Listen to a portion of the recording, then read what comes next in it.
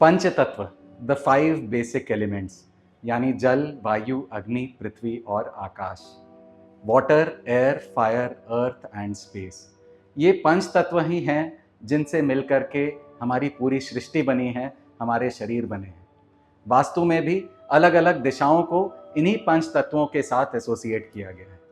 क्या आप लाइफ में स्टक महसूस कर रहे हैं? क्या बहुत मेहनत करने के बाद भी आपको लाइफ में रिजल्ट्स नहीं मिल रहे हैं? तो हो सकता है कहीं ना कहीं आपके प्रेमाइसेस का वास्तु आपको इम्पैक्ट कर रहा है। नमस्कार, मैं हूं साकार मोहता, आपका वास्तु कंसल्टेंट एंड कोच। मैं आप लोगों के लिए लेके आया हूं एक प्रोफेशनल वास्तु कोर्स, जिसमें हम सीखेंगे पंच तत्वों को, 45 देवताओं को और 16 दिशाओं को अपने घरों में, अपने ऑफिसेज में कैसे बैलेंस करना है। तो इस प्रोफेशनल वास्तु कोर्स को करके आप ना सिर्फ अपने लाइव्स को एनहांस कर सकते हैं, बल्कि एक प्रोफेशनल कंसल्टेंट बन के आप लाखों लोगों को हेल्प कर सकते हैं और नेम, फेम एंड सक्सेस कमा सकते हैं। तो देर किस बात की, अभी कॉल करें और रजिस्टर करें मेरे प्रोफेशनल सक्सेस वास्तु कोर्स को।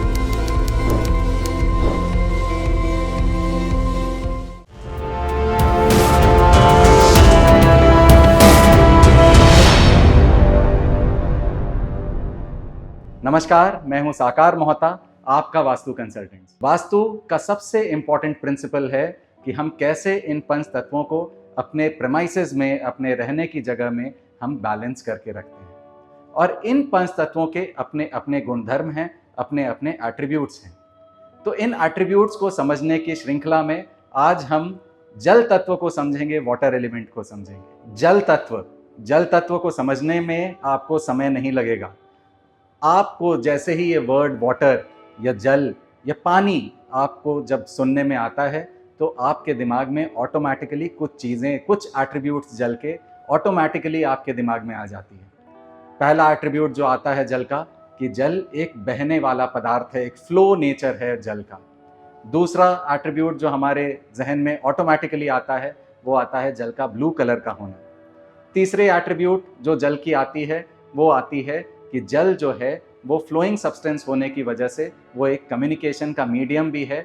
एक ऐसा मीडियम है जो ट्रांसपोर्टेशन में आज भी 80 से ज़्यादा परसेंटेज ट्रांसपोर्टेशन, जो इंटरकॉन्टिनेंट ट्रांसपोर्टेशन हो रहा है, वो जल के माध्यम से ही हो रहा है। जल की एक और एट्रीब्यूट जो हम सबके सामने आती है, वो आती है कि जल जो है हमारे मेमोरी, हमारे ब्रेन, हमारे कम्युनिकेशन सिस्टम, हमारा एक दूसरे से कनेक्ट करने की क्षमता को वो गवर्न करता है। और जल ही है जो हमारे शरीर में भी जो भी कम्युनिकेशन हो रहा है, ब्रेन के माध्यम से, जो नर्व्स के माध्यम से, जो अलग अलग शरीर के अलग अलग अंगों में ब्रेन का जो मैसेज जा रहा है, वो जल के माध्यम से ही जा रहा है। जल की दिशाओं की अब अगर हम बात करें, तो जो नदर्न डायरेक्शन है, यानी कि नॉर्थ ऑफ नॉर्थ वेस्ट से लेकर के नॉर्थ ईस्ट तक की जो डायरेक्शंस हैं, वो जल तत्व से गवर्न होने वाली डायरेक्शंस हैं।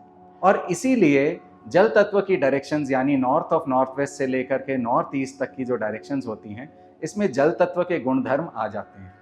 तो जल तत्व के गुणधर्म, एक फ्लो होने का नेचर, कम्युनिकेशन देने का नेचर, ये आप देखेंगे कि नॉर्थ ऑफ नॉर्थ वेस्ट से नॉर्थ ईस्ट तक की दिशाओं को अगर हम देखें, तो ये वो दिशाएं हैं जो ये गवर्न करती हैं कि आपके उस प्रेमाइसेस में रहने वाले लोगों के कम्युनिकेशन में कभी किसी तरह की बाधा ना आए। उन लोगों के जिनके नॉर्थ के डायरेक्शन में किसी तरह का वास्तु दोष नहीं है, उनके फ्लो में किसी तरह की बाधा ना आए, उनकी ग्रोथ हमेशा होती रहे। साथ ही नॉर्थ ईस्ट की direction, north of north east की डायरेक्शन, क्योंकि हमारे शरीर में 70% जल है, तो ये नॉर्थ ईस्ट की डायरेक्शन और नॉर्थ ऑफ नॉर्थ ईस्ट की डायरेक्शन, ये हेल्थ की डायरेक्शंस भी बन जाती हैं। यही दिशाएं गवर्न करती हैं कि हमारे हेल्थ में भी कभी कोई प्रॉब्लम नहीं आए। तो जल जो कि हमारी सृष्टि में, हमारे पृथ्वी में 70% जल है, हमारे शरीर में 70% जल है, तो ये जो दिशाएं हैं, नदर्न डायरेक्शंस जो हैं, ये उतनी ही महत्वपूर्ण हैं। ऐसा कहा जाता है कि north east, north of north east, इन दोनों दिशाओं को अगर हमने बैलेंस कर लिया है, इन दोनों दिशाओं में किसी तरह का वास्तु दोष नहीं है, तो मोर और लेस 50% प्रॉब्लम्स हमने रिजॉल्व कर दिए हैं वास्तु के। तो इतनी इंपॉर्टेंट है जल की दिशाएं, और इतना इंपॉर्टेंट है ये जल तत्व। जल तत्व की अगर बात करें, तो जल तत्व का जो पेरेंट एलिमेंट होता है, जल तत्व का के जो पेरेंट तत्व होते हैं, वो होते हैं स्पेस एलिमेंट, यानी कि आकाश।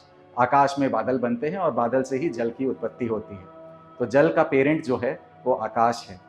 और जल के अगर चाइल्ड एलिमेंट की बात करें, तो साइकिल ऑफ इनिशिएशन जब हम बात करते हैं तो जल की जो चाइल्ड एलिमेंट है, जल वह तत्व है वायु तत्व। तो स्पेस एलिमेंट से वाटर एलिमेंट बनता है और वाटर एलिमेंट से एयर एलिमेंट बनता है, यानी कि आकाश तत्व से जल तत्व बनता है और जल तत्व से वायु तत्व बनता है। तो इसका क्या कोरिलेशन है?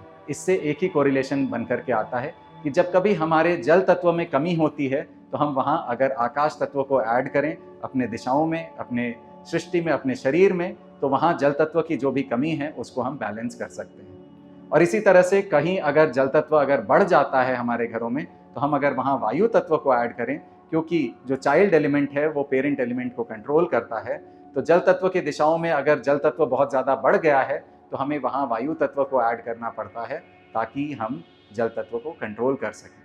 तो इस तरह से हम पेरेंट और चाइल्ड रिलेशनशिप को भी कंसिडर करते हैं और इनको यूज़ करते हैं वास्तु की रेमेडीज़ में। अगर आप इस तरह की और रेमेडीज़ समझना चाहते हैं, सीखना चाहते हैं, तो मेरे कोर्सेज रेगुलरली आते हैं, आप ये कोर्सेज ज्वाइन कर सकते हैं। ये जो कोर्सेज हैं ये फुल एक ऑनलाइन कोर्स होता है, लाइव कोर्स होता है, जिसमें एक एक क्वेश्चन लेकर के हम आगे बढ़ते हैं और किसी तरह का डाउट हमारे जो भी स्टूडेंट्स होते हैं उनमें किसी तरह का कोई डाउट ना रह जाए, इसकी पूरी कोशिश करते हैं। आप एक कंसल्टेशन भी बुक कर सकते हैं मेरे साथ अपने घर के लेआउट को शेयर करके। ऑनलाइन या ऑफलाइन कंसल्टेशंस लेकर के आप मेरे सर्विसेज भी ले सकते हैं। आशा करता हूँ आपको मेरी यह वीडियो पसंद आई है। अगर पसंद आई है तो प्लीज़ इसे लाइक करें, मेरे चैनल को सब्सक्राइब करें ताकि ऐसी और इन्फॉर्मेशन आपको मिलती रहे। Thank you so much.